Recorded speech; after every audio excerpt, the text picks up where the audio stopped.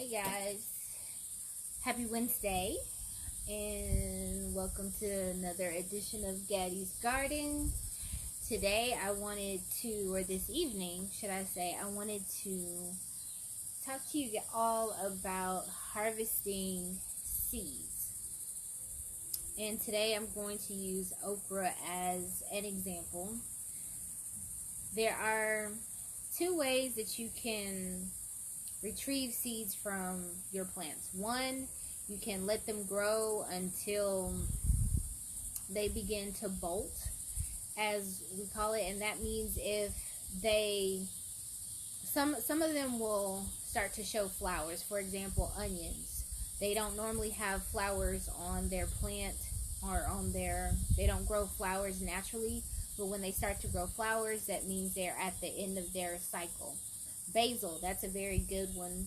When it starts to grow flowers, that means it's sending you as well as the plant a signal like, hey, I'm done growing, I'm about to give you these beautiful flowers, and after the flowers you will receive seeds. Okay, now if you don't harvest the seeds and you just let them fall to the ground, they will go through a cycle of like hibernation. So basil is the summer plant.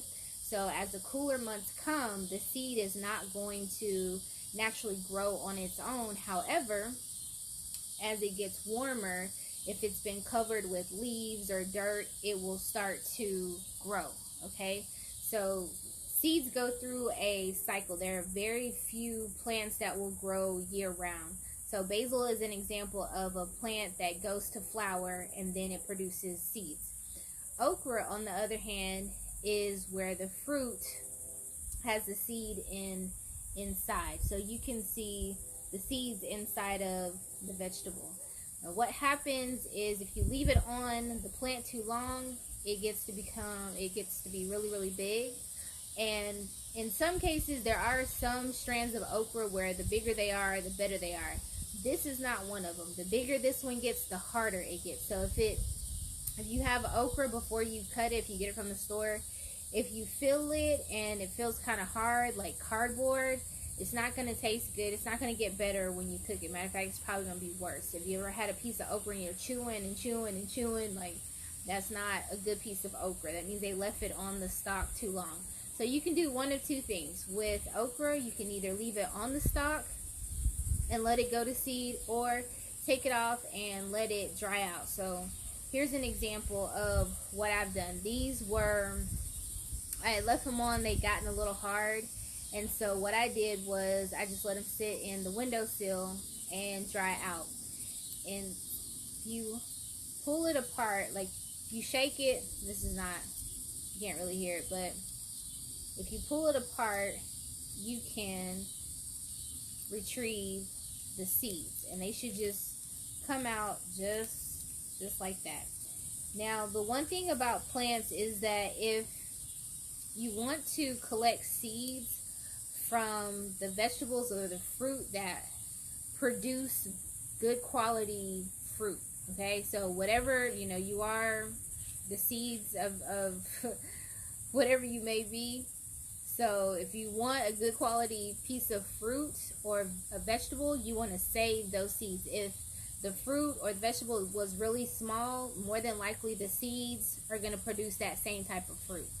So if you've ever gone to the store and you see these huge tomatoes, unless they're that type of species, or they're really big pieces of watermelon or whatnot, or maybe sweet potatoes, which is not something that's normally a huge piece of fruit or vegetable, they leave it in the ground for a while, or sometimes they just let it grow. I mean, you get a good quality, but in most cases the fruit or the mother plant is going to produce more of its kind.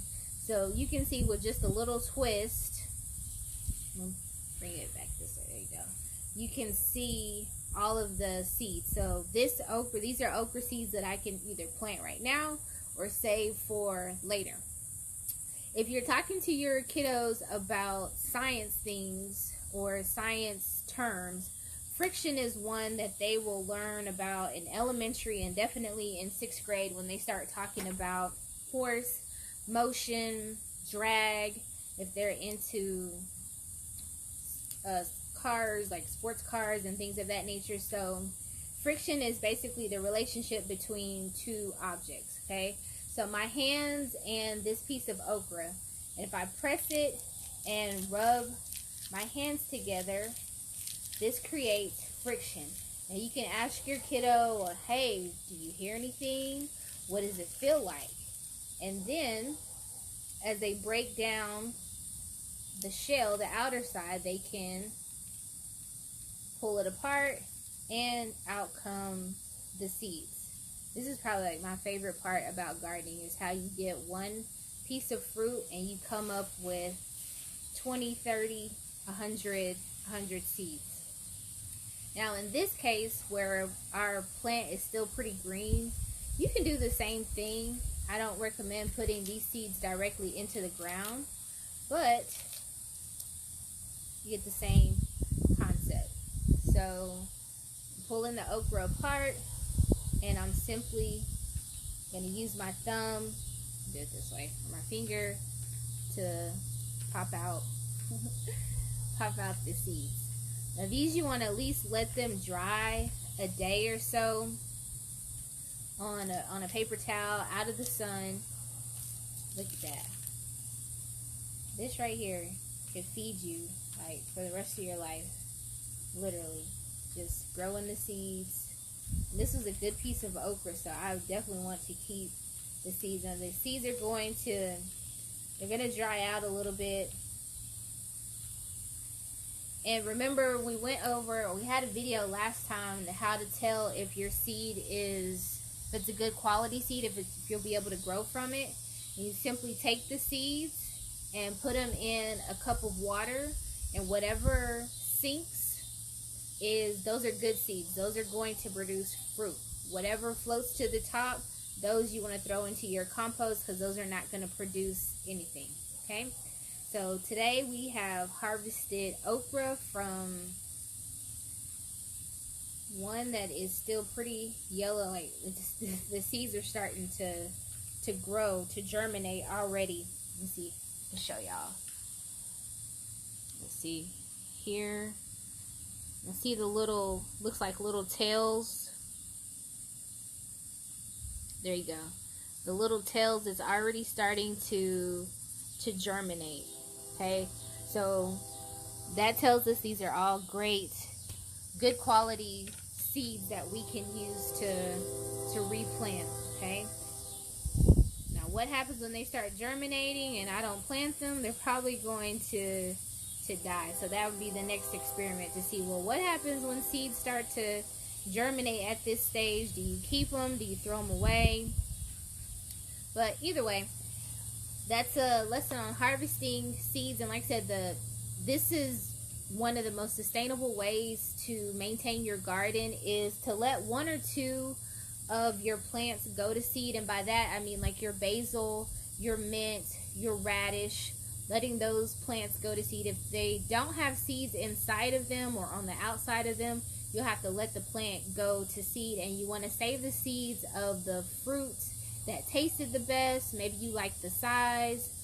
I would go with taste over size any day, and save those for next spring.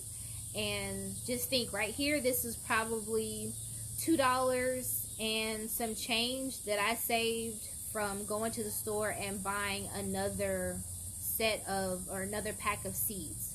Okay, you can do the same thing with anything that you buy from the store. Just remember, take your seeds, put them in a cup of water, and anything that sinks is good. Anything that floats, take it, toss it into the compost, and be done with it. Okay? Alrighty guys, well, this is another edition of Gaddy's Garden, and this is harvesting seeds from plants that you already own, or plants that you've grown, or plants that maybe you purchased from the store. Okay? Have a great day. Bye.